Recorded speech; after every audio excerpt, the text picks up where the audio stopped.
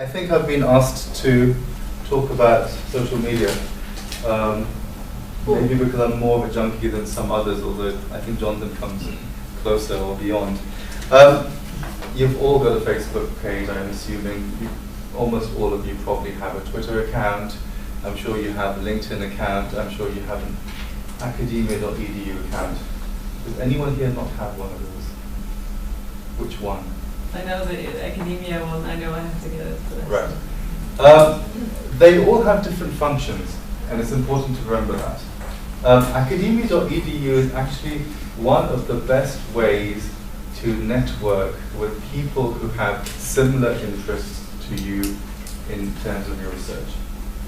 It also gets you access to published material, which you might not have access to otherwise. I mean, I won't go into the copyright issues, I don't actually know the copyright law, but let's just say that many people in academia.edu probably violate the copyright rules, but no one's really going to do anything about it. So if you're desperate for that article, but you don't have access through your university, if you look on academia.edu, you'll probably find it.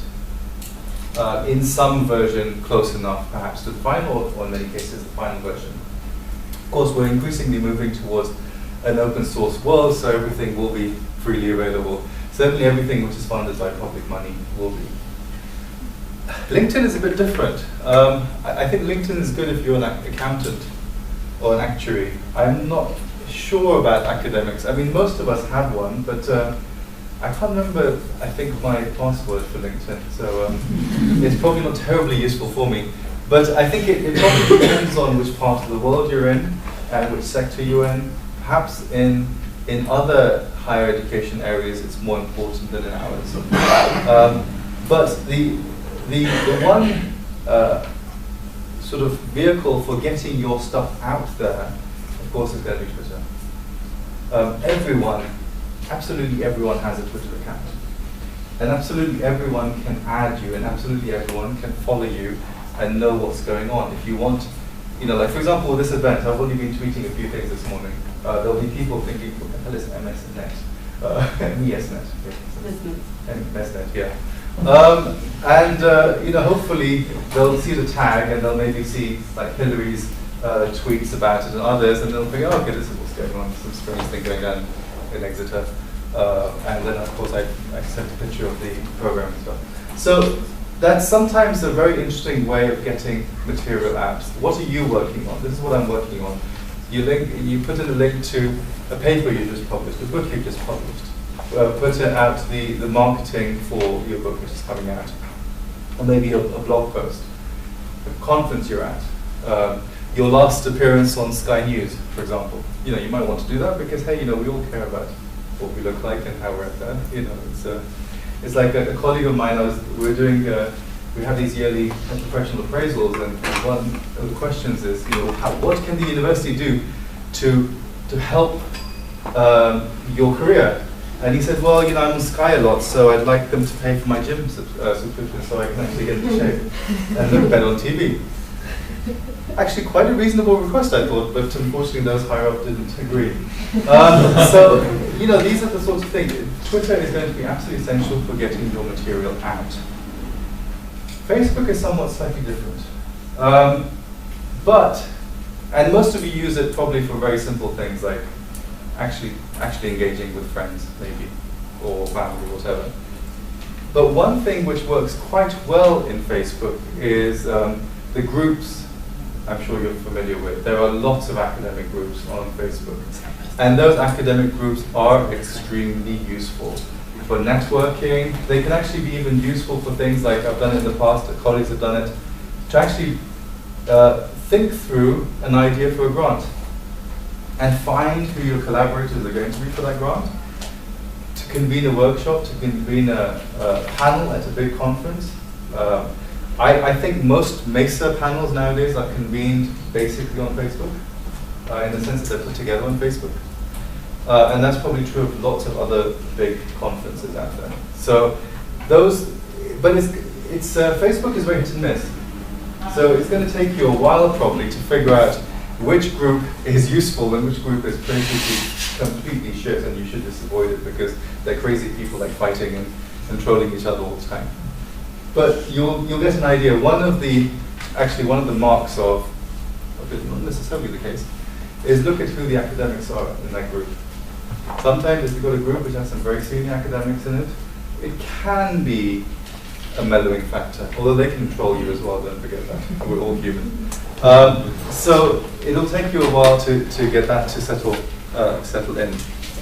And so it can be very useful. As I said, about 3 years ago after a conference, I set up 2 groups, which have been, and I was involved in the setting up of 2 others, and they've been fantastically successful in terms of actually convening conferences and putting projects together. One is basically kind of an early modern Persian and studies group, which might not be what people here are into. One was a Shia studies group, one was a philosophy group, and one was a sort of an occult philosophy group.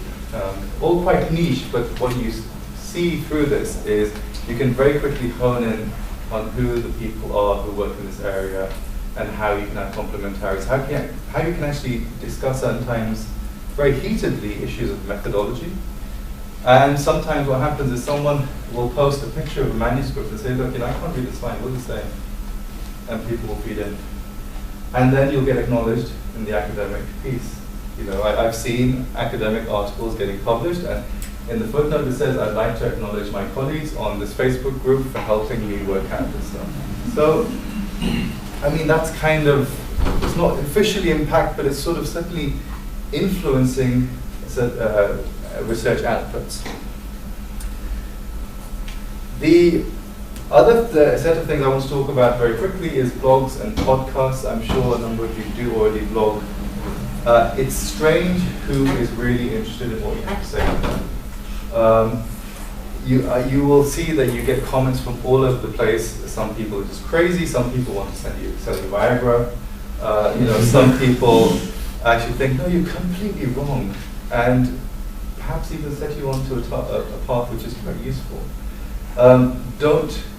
If you're doing a PhD, you cannot be afraid of putting out there in the public what you have to say or what you're working on.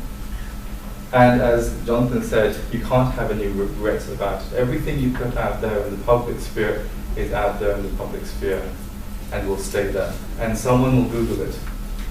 So never put anything out there which you don't want to be seen. So no kind of late night drunken blog posts slagging off a particular professor who might actually be in a position to hire you in the future. Not a good idea. After tenure, fine, but not before then. And podcasts can be extremely useful because podcasts increasingly are a very useful way of putting out content which you might think is quite esoteric. I can think of 2 extremely successful, apart from the New Books In. I'm sure you're familiar with the New Books In, which kind of covers practically every field you can imagine, which is an iTunes thing. And when you get your book out, you've got to get out on that as well because it has a very large reach. So when you publish your book, make sure you have an interview about it on the New Books In. In terms of your podcast, as I said, for esoteric subjects, it can be extremely useful. The 2 which I can think of, which are wonderful podcasts, one is run by a friend who was at King's and is now in Munich.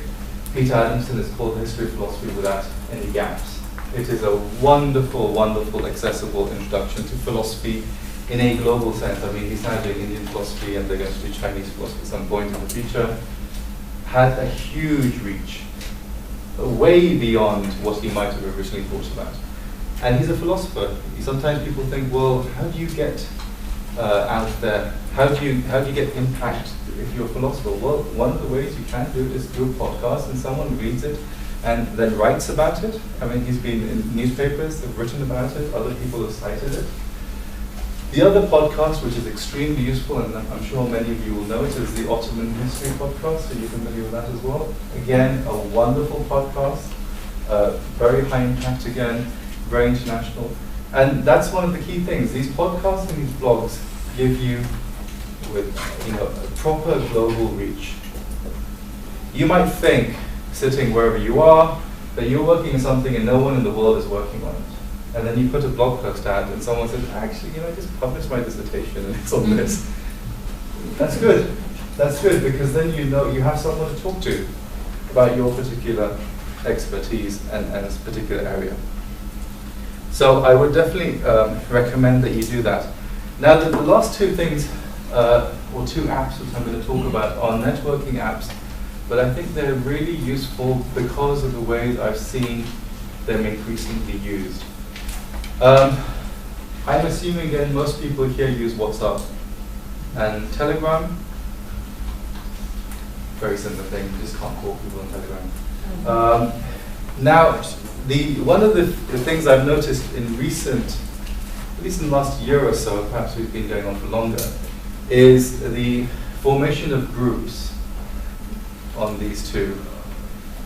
If you want to know what's happening amongst Tunisian jihadis, WhatsApp and Telegram, and you've got to be careful, of course.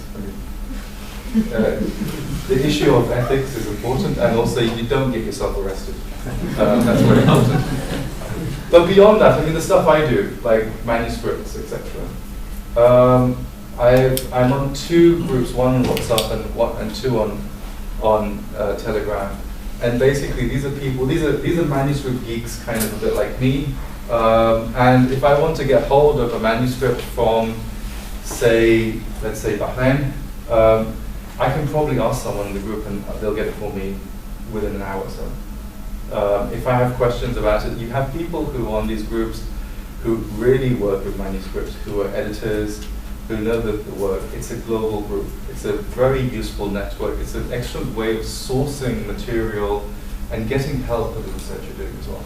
So you can use some of these networking tools and apps precisely like that. And this is not something I even thought about when I added them. I originally added WhatsApp because there's a way to kind of keep in touch with family all over the place. And then you suddenly realize you've got an idea for a book coming out of some discussion you've had on a particular WhatsApp group. So you've got to have an open mind, I think, about how you do it. But fundamentally, as Jonathan said, you're basically all kind of into it. It's like I look at my kids. My 2-year-old can get on YouTube and find stuff on my phone quicker than I can. Now, I'm not calling you 2-year-olds, but I'm assuming this stuff is very natural to you. This stuff is extremely natural. So the idea that you would not know about social media, you would not be able to know how to instrumentalize it, use it to help what you're trying to do in terms of research, getting your research out, but also find perhaps new directions. Maybe you see something, on a particular network that you're in, and you suddenly realize, actually, I need to change my field. Maybe I should be doing this. This sounds far more interesting. Fine. What's the problem? Go, change. You shouldn't necessarily feel the need to stick to one thing. You shouldn't be chasing the money, as Jonathan said, or chasing the impact necessarily, but that doesn't mean you have to stick with one thing for 30 years. That is going to get dull after a while. So you do think about what's out there, what the new opportunities are, and you run with it. And I suspect I said nothing which is new to any of you, but anyway, I'll leave it at that. Thank you.